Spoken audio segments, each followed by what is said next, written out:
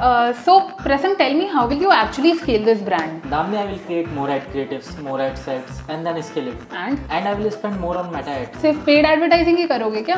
हाँ, ऐसी तो होती है marketing. And that is why most people will fail in digital marketing, and let me tell you how. अब अगर आप सीरियसली इस इंडस्ट्री में आना चाहते हो तो I'm 100% श्योर कि ये वीडियो आप एंड तक देखोगे, और मेक श्योर करना अगर आप इस चैनल पे नए हो तो सब्सक्राइब कर लो. अब मैं सीधा आती हूँ हमारी प्रॉब्लम नंबर 1 पे. अगर मैं कभी भी अपनी एजेंसी में कोई क्लाइंट ऑनबोर्ड करती हूँ ना, तो मेक श्योर करती हूँ कि वो रोआस पगलू ना हो. अब रोआस पगलू का मतलब कि वो सिर्फ और सिर्फ रोआस के पीछे भाग रहा है और सिर्फ परफॉर्मेंस मार्केटिंग देख रहा है, ब्रांडिंग के बारे में कभी सोचता ही नहीं है. और मैं यहाँ सिर्फ ब्रांड्स के बारे में बात नहीं कर रही हूँ, आपको एज अ डिजिटल मार्केटर भी इन चीजों के बारे में सोचना बहुत ज्यादा जरूरी है. अब आप मुझे खुद ही सोच के बताओ, मिंत्रा या फिर द सोल स्टोर जैसे ब्रांड्स जो अभी बहुत बड़े हो गए हैं, क्या वो एक बार आप उनका प्रोडक्ट खरीदते हो तो आपको भूल जाते हैं? ऑब्वियसली सी बात है, नहीं भूलते हैं. वो आपके साथ रिटेंशन मार्केटिंग करते हैं. आपको कभी ना कभी अपने व्हाट्सएप पर उनके ऑफर्स मिलेंगे, ईमेल पर कभी ऑफर्स मिलेंगे, क्योंकि वो अपनी करंट ऑडियंस को रिपीट कस्टमर बनाने में ज्यादा फोकस करते हैं, जिसे हम रिटेंशन मार्केटिंग कहते हैं. अब आज के टाइम पर ना डिजिटल मार्केटर्स का सबसे बड़ा गोल यही हो गया है कि वो एजेंसी के लिए काम कर रहे हैं, क्लाइंट के लिए काम कर रहे हैं, तो वो सिर्फ यही बोलते हैं कि हम आपको रोआस लाके दे देंगे, लीड्स दे देंगे, सेल्स दे देंगे,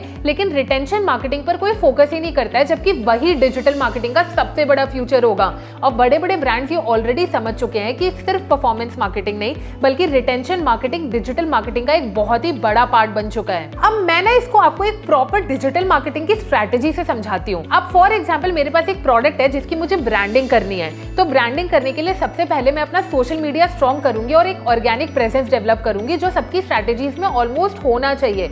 इसके बाद मैं परफॉर्मेंस मार्केटिंग पे फोकस करूंगी, और परफॉर्मेंस मार्केटिंग के थ्रू मेरे पास जो लीड्स आती हैं या फिर मेरे पास जो ऑडियंस आती है, मैं मेक श्योर करूंगी कि उस ऑडियंस को कॉन्टिन्यूअसली रिटेन करती रहूं, ताकि मेरा रिपीट कस्टमर का रेट भी इंक्रीज हो. और बहुत सारे डिजिटल मार्केटर्स तो ये पार्ट भूल ही जाते हैं. अब रिटेंशन मार्केटिंग ना ओवरऑल मार्केटिंग का एक बहुत ही बड़ा पार्ट है, जो इस वीडियो में मैं इन डेप्थ तो कवर नहीं करूंगी. आप चाहते हो मैं इस पर यूट्यूब वीडियो बनाऊं तो मुझे कॉमेंट्स में ये चीज जरूर बताना, लेकिन आपको ये मेक श्योर करना है कि आप रिटेंशन मार्केटिंग प्रॉपर तरीके से सीखो.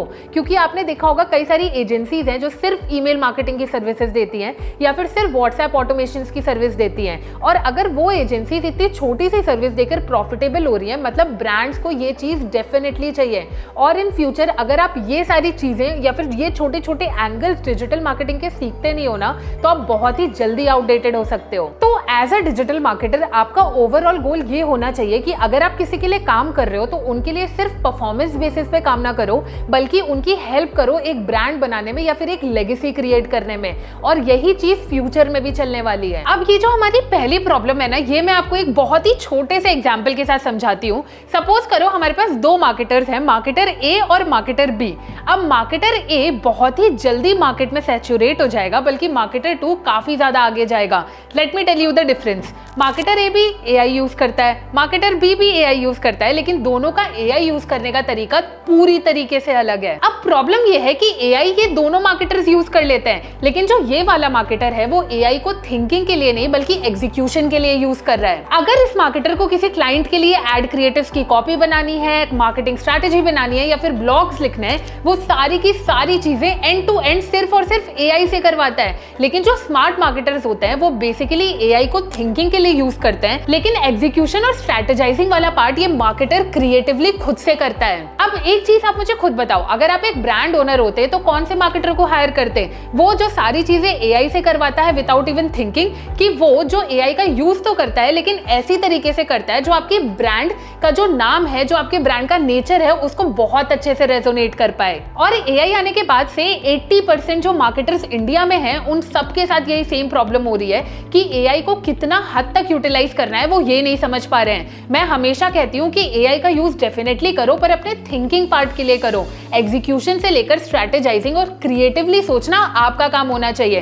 क्योंकि अगर आप किसी ब्रांड के लिए, किसी एजेंसी के लिए या फिर अपने किसी क्लाइंट के लिए काम कर रहे हो, वो चाहता है कि आप एज अ मार्केटर क्रिएटिवली उन्हें क्या स्ट्रैटेजी दे सकते हो, वो उस चीज पर ध्यान दें. लेकिन अब क्वेश्चन ये आता है कि अगर आप एक मार्केटर ए हो तो अपने आप को मार्केटर बी में कन्वर्ट कैसे करोगे? इसका सबसे बेस्ट तरीका है कि आप जितना एआई अभी यूज कर रहे हो ना, उसे 50% तक कम कर दो.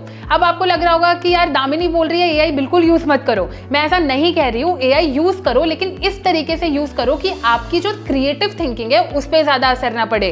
क्योंकि यूजुअली अगर हम कोई AI टूल्स यूज करते हैं तो हमें लगता है कि वो जो बता रहा है सच बता रहा है और हमसे बेटर बता रहा है, लेकिन ऐसा नहीं होता है। किसी भी ब्रांड, किसी भी एजेंसी, किसी भी क्लाइंट को आपकी क्रिएटिव थिंकिंग चाहिए, ना कि AI टूल्स की। तो आने वाले टाइम में आपका ये काम होना चाहिए कि आप AI टूल्स को क्रिएटिव तरीके से यूज करो और स्ट्रैटेजीज खुद से बनाओ, ताकि आप अपने आप को भीड़ से अलग कर सको, क्योंकि आने वाले मार्केटर्स भी इसी टाइप के होंगे और अगर किसी को AI यूज करना ही होता तो बिजनेस ओनर खुद भी वो चीज कर सकता है। अब 2018 में जब मैं कॉलेज में थी ना, तब इंटर्नशाला नाम का एक प्लेटफॉर्म था, उसका बहुत ही ज्यादा क्रेज चल रहा था। मैंने एस्ट्रोडॉग जैसे ब्रांड्स में वहां पे डिजिटल मार्केटिंग की ही इंटर्नशिप की और मेरे कई दोस्तों ने भी वहां पे इंटर्नशिप करी है।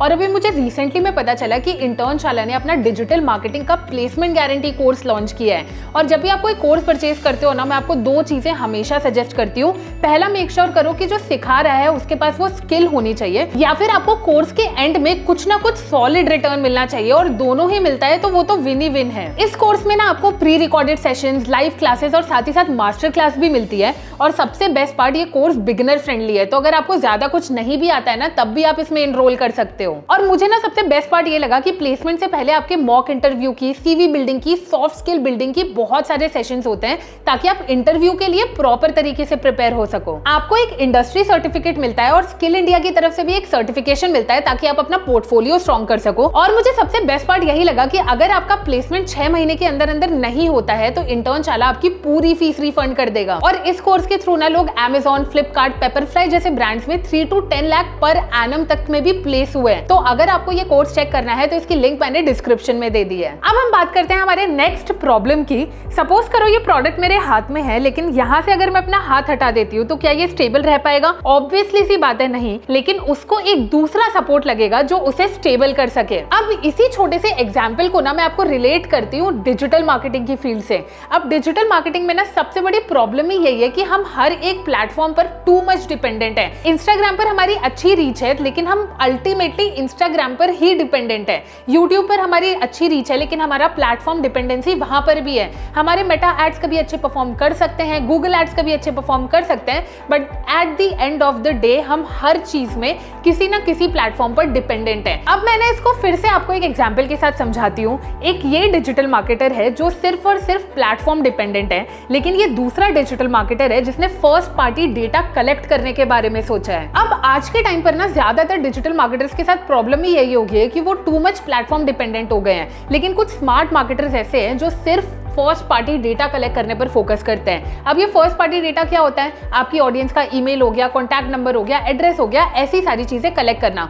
क्योंकि इन फ्यूचर अब आप खुद ही सोचो, आपके पास इंस्टाग्राम पर अभी 2 लाख फॉलोअर्स हैं, बहुत अच्छी रीच आ रही है, लेकिन एक ऐसा पॉइंट आ सकता है जहां पर आपकी रीच बहुत अल्टीमेटली डाउन आ जाए। तब आप क्या करोगे? अगर उस सिचुएशन में आपके पास अपनी ऑडियंस का डेटा होता तो आप उन्हें बहुत अच्छे से कन्वर्ट भी कर पाते और उन ऑडियंस के साथ बिना पैसे खर्च किए हुए व्हाट्सएप और ईमेल्स के थ्रू कनेक्ट भी कर पाते। अब जैसा कि आपको ना पहले से पता है कि गूगल बहुत जल्दी कुकीज हटाने वाला है, मेटा का पिक्सल आईफोन बहुत प्रॉपर्ली ट्रैक नहीं कर पाता है, और बहुत जल्दी ये जो ट्रैकिंग वाली चीजें है ना, हो सकता है कम हो जाए इन फ्यूचर।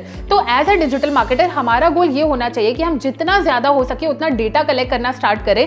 जरूरी नहीं है खुद के लिए, आप किसी एजेंसी के लिए काम कर रहे हो, अपने किसी क्लाइंट के लिए कर रहे हो, उनके लिए भी फर्स्ट पार्टी डेटा होना बहुत ही ज्यादा इंपॉर्टेंट है। क्योंकि अगर आपके पास अपनी ऑडियंस का डायरेक्ट कॉन्टैक्ट होता है ना, तो आप एंडलेस चीजें कर सकते हो। अब हम आते हैं हमारी नेक्स्ट प्रॉब्लम में। डिजिटल मार्केटिंग में अभी सबसे ज्यादा इंपॉर्टेंट 2 चीजें ही चल रही हैं, एक है आपके पेड एडवर्टाइजिंग और दूसरी है ऑर्गेनिक रीच।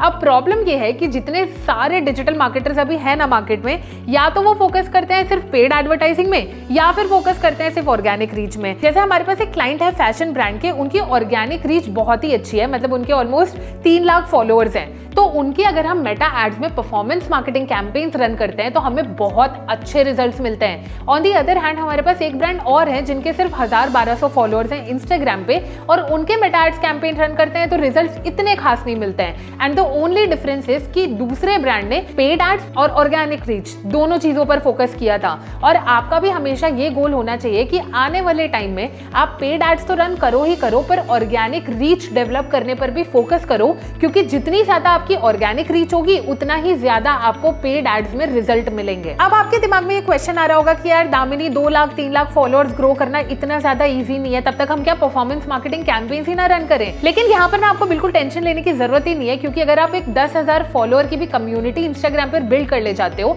और एक अच्छी ऑर्गेनिक रीच बिल्ड कर लेते हो, तो वहां पर आपके पेड एड के जो कैंपेन्स हैं वो ऑटोमेटिकली बेटर परफॉर्म करने लगेंगे। तो ये मत सोचो कि मुझे बहुत बड़ी फॉलोइंग बिल्ड करनी पड़ेगी। आजकल सबसे ज्यादा इंपॉर्टेंट है कि आप कैसी कम्युनिटी बिल्ड करते हो और कैसी आपकी रीच है इंस्टाग्राम अकाउंट की। अगर आप उतना ही गैदर कर लेते हो या फिर उतना ही करने में सक्सेसफुल हो जाते हो, तो आपके performance marketing campaigns and also आपकी इंस्टाग्राम की ऑर्गेनिक रीच ऑटोमेटिकली बिल्ड होती जाएगी। अब आज के टाइम पर ना जो डिजिटल मार्केटर्स को सबसे ज्यादा लेजी बना रही है वो है कॉपी पेस्ट ट्रैप। अब फॉर एग्जांपल आपको किसी ब्रांड का एड्स रन करने हैं, तो अब एड्स लाइब्रेरी में जाओगे, देखोगे कि बाकी ब्रांड्स क्या एड कॉपीज लिख रहे हैं, किस टाइप के एड क्रिएटिव्स बना रहे हैं, और अब वही सेम टू सेम चीज दूसरे ब्रांड को कॉपी पेस्ट करके दे दोगे। और ये चीज आगे आने वाले सालों में मार्केट में बिल्कुल भी काम नहीं करने वाली है, because people are looking for your creativity, not how you can copy other brands. और सिर्फ मैं पेड एड्स की बात नहीं कर रही हूँ, अगर आप ऑर्गेनिक मार्केटिंग के बारे में भी बात करो तो कोई भी चीज अगर वायरल जाती है तो लोग उसी पर कंटेंट बनाने लगते हैं। सेम कैनवा के वही टेम्पलेट, सेम चैटजीपीटी का वही कंटेंट, मतलब इतनी सारी चीजें आजकल मार्केट में कॉपी पेस्ट हो रही हैं कि लोगों को समझ नहीं आ रहा कि ओरिजिनल क्या है और फेक क्या है। तो आपका गोल होना चाहिए एज अ मार्केटर कि आप ओरिजिनलिटी प्रमोट करो, ना कि कॉपी पेस्ट चीजों को प्रमोट करो। क्योंकि अगर आपको जेन्युइनली इस फील्ड में पैसे कमाने हैं या फिर हाई टिकट क्लाइंट्स को केटर करना है, तो फेक चीजें करके या फिर कॉपी पेस्ट चीजें करके बिल्कुल काम नहीं चलता है। आपको ओरिजिनलिटी ही प्रमोट करनी पड़ेगी। मेक श्योर करो कि आप एक ऐसे मार्केटर बनो जिसको लोग कॉपी करें, ना कि आप उनको कॉपी करो। इसी के साथ साथ एक लास्ट पॉइंटर और ऐड करूंगी जो आपके लिए सुनना बहुत ही ज्यादा इंपॉर्टेंट है, कि जितने भी लोग आजकल इस मार्केटिंग फील्ड में आने का सोच रहे हैं ना, उनका मेजर गोल रहता है कि वो सारी चीजें थ्योरेटिकली सीख ले, लेकिन इंप्लीमेंटेशन पर कोई ध्यान ही नहीं देता है। अगर आप जाकर मेरी पिछली डिजिटल मार्केटिंग के करियर वाली कितनी भी वीडियोस देख लोगे ना, मैंने सब में कहा है कि एक स्किल डेवलप करने के लिए आपको प्रॉपरली इंडस्ट्री में जाकर रियल केस स्टडीज बिल्ड करनी पड़ेंगी। अगर आपको पैसे नहीं मिल रहे हैं कोई बात नहीं है, लेकिन एक रियल स्किल बिल्ड करने के लिए आपको इंडस्ट्री में उतर के काम करना बहुत ही ज्यादा इंपॉर्टेंट है। अब मेरा ही ले लो, अगर मैंने 6 साल पहले शुरू किया था तो मुझे भी शुरू में पैसे नहीं मिलते थे, बट आई स्टिल वर्कड, ताकि मुझे ये समझ आए कि मैं दूसरों के लिए काम कैसे कर सकती हूँ। और यही सेम चीज आपको भी करनी पड़ेगी ताकि आप फ्यूचर में एक अच्छे डिजिटल मार्केटर बन पाओ। अगर मैंने कोई भी पॉइंटर्स मिस किए हैं तो आप उन्हें कमेंट सेक्शन में जरूर बताना, ताकि सबकी हेल्प हो। और अगर आपको इस वीडियो से थोड़ी बहुत भी हेल्प हुई है तो मेक श्योर करो वीडियो को लाइक करो, चैनल को सब्सक्राइब करो, ताकि डिजिटल मार्केटिंग का इतना अच्छा कंटेंट आप सिर्फ और सिर्फ यहीं देखो।